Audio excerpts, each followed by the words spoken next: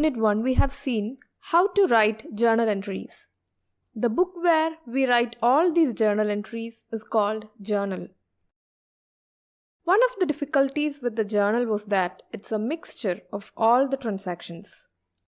A journal has records about different transactions like cash paid to vendors, a sales which happened, cash received from customers, salary paid, etc. So, if one wanted to see the total of all the sales made during a particular period, it is very difficult to find that from a journal. To make this easy, we use ledger books. While preparing the ledger accounts, we take all the similar transactions pertaining to one account and record in a single book. This activity is called posting.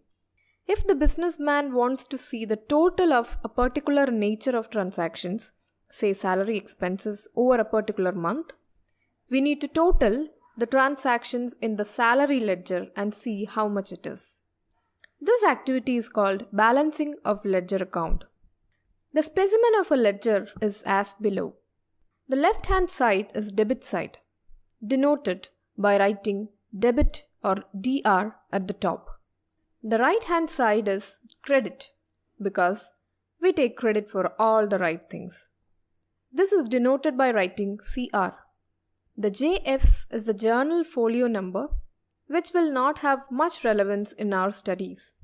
In a large organization, each journal entry will have a unique transaction identification number. While posting them into ledger, we give reference of that number in the JF column to identify the transaction.